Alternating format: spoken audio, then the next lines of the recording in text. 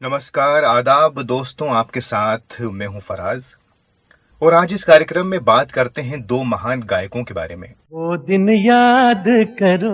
जो न सिर्फ उम्दा किस्म के कलाकार थे, बल्कि एक ऐसा दिल रखते थे जो हर इंसान के लिए धड़कता था, अमीर हो या गरीब, चाहे वो दुनिया के किसी भी कोने में रहता हो।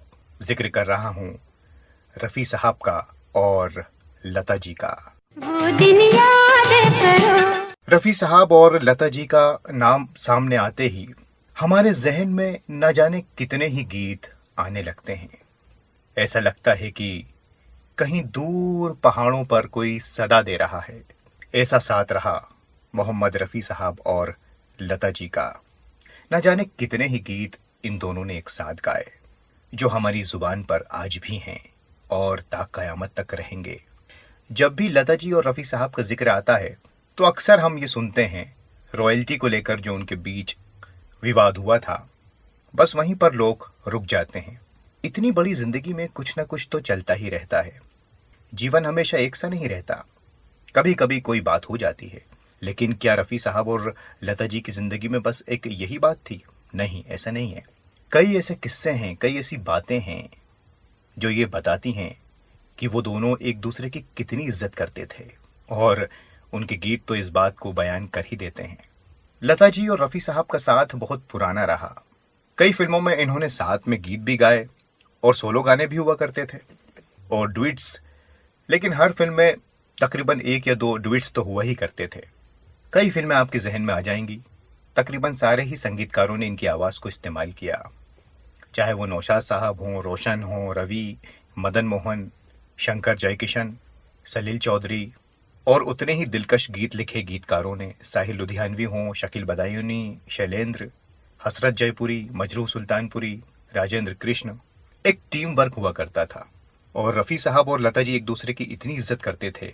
आप बहुत ज्यादा दूर ना जाएं, अगर आप इन दोनों की खाली तस्वीरें देखें, फोटोग्राफ्स जो हैं मुस्कुराते हुए, वो सब बयान कर देते हैं कि ये दोनों एक दूसरे को कितनी ज्यादा रिस्पेक्ट देते थे।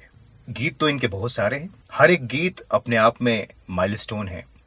हम सबके बारे में तो जिक्र नहीं कर सकते, लेकिन कुछ गीतों को अगर आप देखें, जैसे कि ताजमहल फिल्म का गीत, रोशन साहब का संगीत, साहिर साहब के बोल, जो वादा किया वो निभाना पड़ेगा। वादा किया वो निभाना पड़े। पारसमनी, वो जब याद आए, लक्ष्मीकांत प्यारेलाल जी का संगीत, असद भोपाली जी का गीत, वो जब याद आए। फिल्म माया का गीत, सलीलदा का संगीत। तस्वीर तेरी दिल में। आखिर रफ़ी साहब और लता जी इतने महान गायक क्यों हैं? दरअसल सच्चाई यह है कि ये दोनों इंसान भी बहुत अच्छे थे।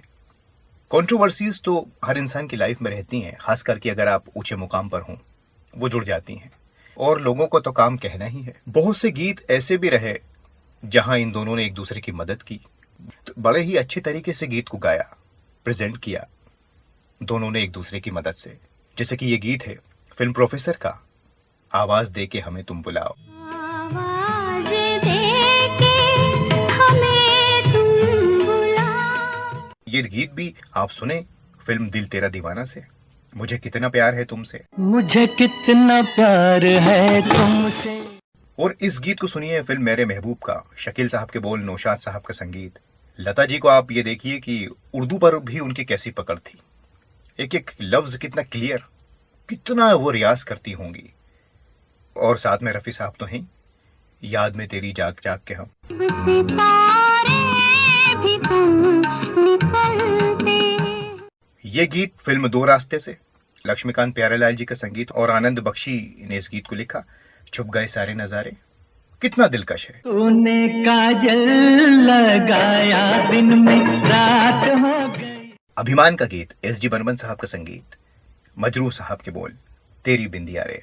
कहा जाता है कि ये गीत के बारे में रफ़ी साहब को लोगों ने कहा कि मत गाइए, क्योंकि इस फिल्म में सिचुएशन कुछ इस तरह से है कि जो हीरो है, एक्टर है, उसे एक्ट्रेस के मुकाबले कमज़ोर बताया गया है गायकी में। लोग एक्ट्रेस की, जो हीरोइन है, उसकी तारीफ ज़्यादा करते हैं, उसकी आवाज़ की। तो आप ये गीत मत गाइए। लेकिन रफ़ी साहब ने कहा नहीं, मैं तो गाऊंगा, क्योंकि गाना तो मेरा काम है, मेरी रोजी रोटी है। ऊपर वाले ने मुझे आवाज ही इसलिए दी है। और रफी साहब ने गाया और ये गीत कितना खूबसूरत बन पड़ा, तेरी बिंदिया रे। तेरी बिंदिया रे। तो इस तरह का हेल्दी कंपटीशन हुआ करता था पहले गायकों के बीच में, जिससे फायदा किसका होता था? हम सुनने वालों का। हाय हाय मेरा झुमका रे। अब ये गीत आप सुनिए, फिल्म हाथ की सफाई, गुलशन बावरा के बोल, कल्याण जी आनंद जी का संगीत, वादा कर ले साजना। होंगे जुदा। ये वादा। और ये गीत अपने आप में अद्भुत है। तुझे जीवन की डोर से बांध लिया है। तुझे जीवन की डोर से बांध लिया है। कितना एका था इन दोनों में। ऐसा नहीं लगेगा कि कोई रॉयल्टी का विवाद है या कुछ है, ऐसा कुछ नहीं है। इतनी इज्जत। मैंने बदले में प्यार दिया है। तो दोस्तों, आज कोशिश की रफ़ी साहब और लता जी के चंद नगमों को आपके सामने पेश करने की। गाने तो बहुत सारे हैं और एक से बढ़कर एक हैं, लेकिन सबको नहीं समेटा जा सकता छोटे से प्रोग्राम में। आखिर में इतना ही कहूँगा कि रफ़ी साहब और लता जी इंसान क्या, इंसान के रूप में फरिश्ते थे जो इस दुनिया में आए और हमें एक अच्छा रास्ता दिखाकर चले गए। अब हम किस तरह से उस नेक रास्ते पर चलते हैं, ये हमारे ऊपर है। कल को हम भी नहीं रहेंगे, आप भी नहीं रहेंगे, लेकिन उनके गीत रहेंगे आने वाली पीढ़ियों के लिए। तो ऐसे रफ़ी साहब और हमारी लता दी को बार बार सलाम है और शुक्रिया है कि उन्होंने इस दुनिया को अपनी अमर आवाज़ दी, इतने खूबसूरत नगमे दिए। चलो दिलदार चलो, चांद के पार चलो।